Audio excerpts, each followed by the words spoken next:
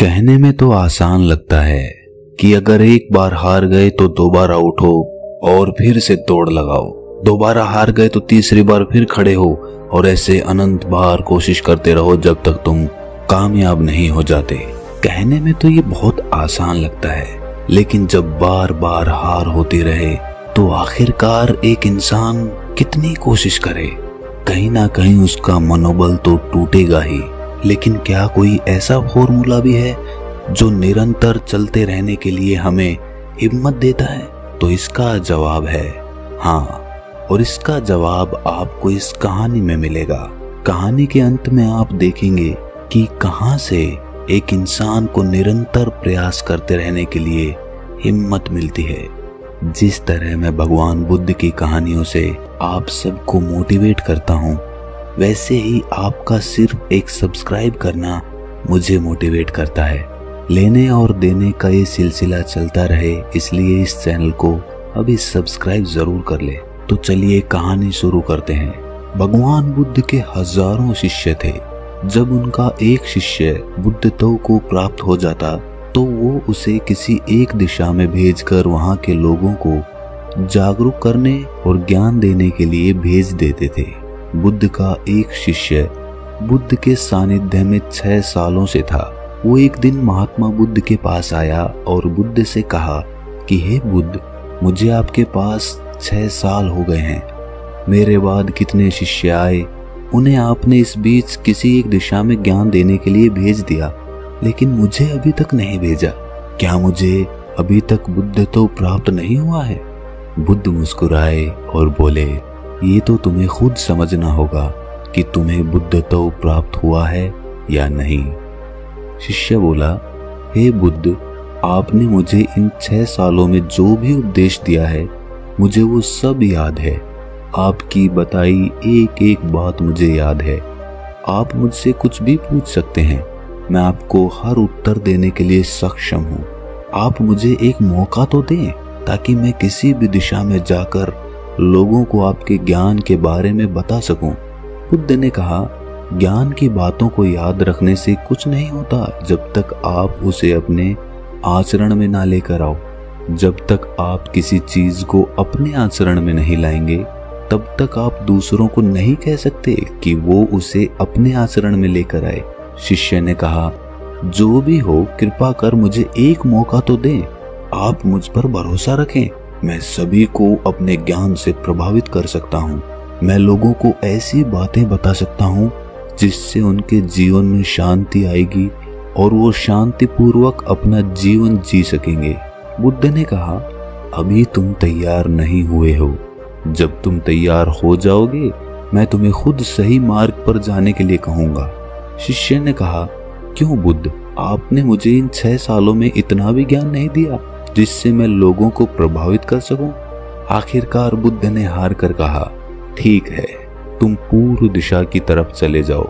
वहां तुम्हें एक गांव मिलेगा, उससे तुम भिक्षा मांग कर लाओ और वहां के लोगों को अपने ज्ञान के बारे में बताओ।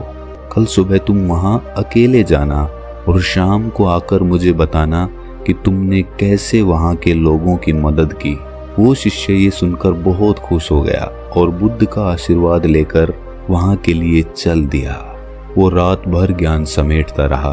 वो मन ही मन सोच रहा था कि मैं कल वहां पर ऐसी ज्ञान की छाप छोड़ूंगा कि वहां के लोगों के साथ बुद्ध भी मुझसे प्रभावित हो जाएंगे। सुबह उठकर वो बुद्ध को प्रणाम करने गया। उन्हें प्रणाम कर वो पूर्व दिशा की तरफ निकल गया। शाम को जब वो वापस आया तो बुद्ध ने देखा कि उस शिष्य के माथे पर चोट लगी है और खून बह रहा है। बुद्ध ने उसे पट्टी की और पूछा कि तुम्हें ये चोट कैसे लगी? शिष्य ने कहा कि बुद्ध, वहां के लोग बेहद ही दुष्ट हैं, उन्हें जरा भी बुद्धि नहीं है। मैं उस गांव में भिक्षा लेने के लिए गया पर किसी ने मुझे भिक्षा नहीं दी, सब मुझे गालियां दे रहे थे। एक व्यक्ति ने मुझे भिक्षा तो दी लेकिन नीचे फेंक कर और कहा, इसे उठा लो। मैंने उन्हें काफी समझाया लेकिन वो मेरी बात सुनने को तैयार ही नहीं थे। उल्टा उन्होंने मेरे साथ हाथापाई कर दी जिससे मुझे ये चोट लग गई। हे बुद्ध, आप मुझे दूसरी जगह भेजें जहाँ के लोगों में बुद्धि हो। बुद्ध शिष्य की बात सुनकर मुस्कुराए और बोले कि अगर तुम्हें दूसरे गांव में भी ऐसे लोग मिल गए तब तुम क्या करोगे? शिष्य ने कहा, हे बुद्ध, ऐसे लोगों को कोई ज्ञान नहीं दे सकता। वो लोग अज्ञानी हैं, उन्हें कौन समझाएगा? बुद्ध ने कहा, वो लोग अज्ञानी नहीं बल्कि ज्ञानी ही हैं। उनके पास बहुत बुद्धि है और उनके पास खुद का अपना ज्ञान है। अगर तुम किसी दूसरे के ज्ञान को चोट पहुंचाओगे तो वो कुछ तो कहेंगे ही। तुम्हें ऐसे लोग हर जगह मिलेंगे, तब तुम अपना ज्ञान उन्हें कैसे दोगे? बुद्ध ने शिष्य को कहा कि आज तुम आराम करो, कल शाम को मेरे पास आना। शिष्य बुद्ध को प्रणाम करके चला गया। अगली शाम जब वो वापस बुद्ध के पास आया तब वहां एक और बुद्ध के शिष्य मौजूद थे। उनके हाथ में चोट लगी हुई थी। बुद्ध ने उस शिष्य के हाथ पर चोट देखकर उस पर पट्टी की और उस शिष्य से पूछा कि तुम्हें ये चोट कैसे लगी? शिष्य ने कहा, बुद्ध, आपने पूर्व के गांव में मुझे जाने के लिए कहा था, वहीं पर मुझे ये चोट लगी। बुद्ध ने कहा, वहां तुम्हारे साथ क्या हुआ था? शिष्य ने कहा, हे बुद्ध, वहां पर मैंने सबसे भिक्षा मांगी लेकिन किसी ने मुझे भिक्षा नहीं दी।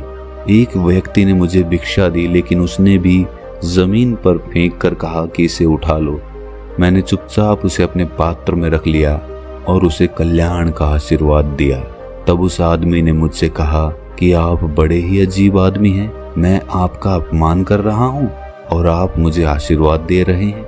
मैंने उनसे कहा कि आप दानी हैं, आपने मुझे दान दिया है, इसीलिए मैं आपको आशीर्वाद दे रहा हूँ। फिर मैं वहां से आगे गया तो कुछ लोगों ने मुझे वहां से जाने के लिए कहा। उन्होंने मुझे अपशब्द कहे और मुझ पर पत्थर फेंके जिससे मुझे चोट लग गई। जब मैं वापस आ रहा था तब मैंने एक माँ को रोते हुए देखा। वो अपने बीमार बच्चे को लेकर चिंतित थी। मैं तुरंत जंगल से उसके लिए कुछ जड़ी बूटी ले आया, लेकिन वहां के लोग मुझे उसे जड़ी बूटी नहीं देने दे रहे थे।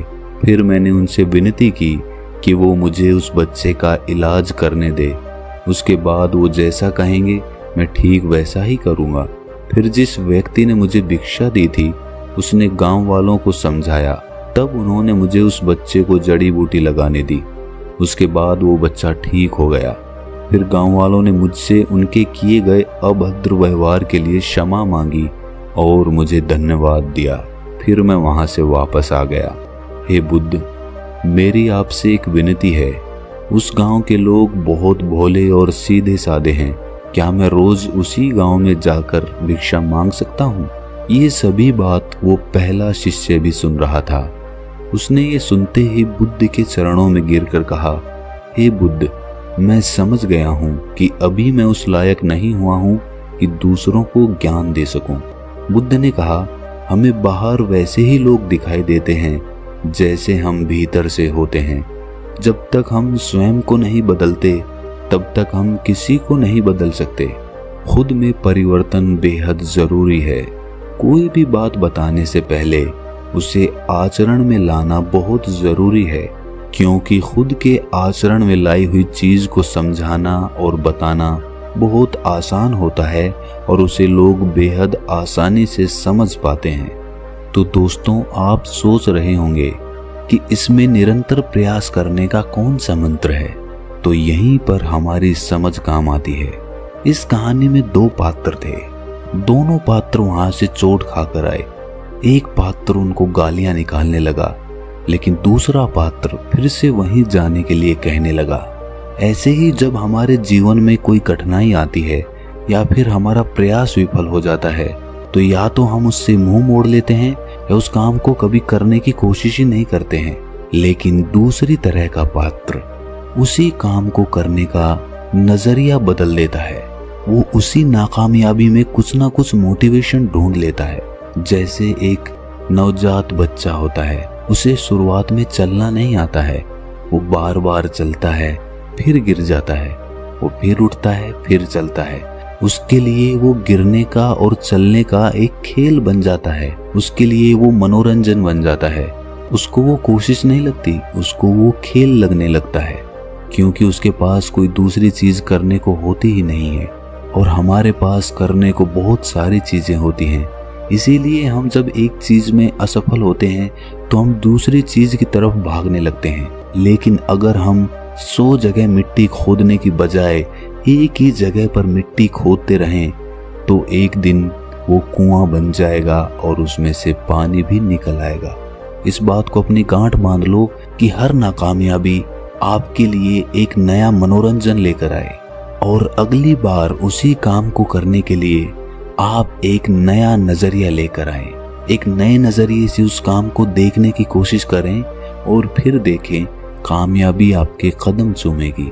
अगर ये कहानी आपको अच्छी लगी तो इसे अपने दोस्तों, रिश्तेदारों और मित्रों के साथ साझा जरूर करें, और ऐसी ही कहानी सुनते रहने के लिए हमारे चैनल को सब्सक्राइब जरूर कर लें और नोटिफिकेशन बेल को ऑन कर दें। तो मिलते हैं अगली किसी कहानी में, तब तक के लिए अपना ख्याल रखें।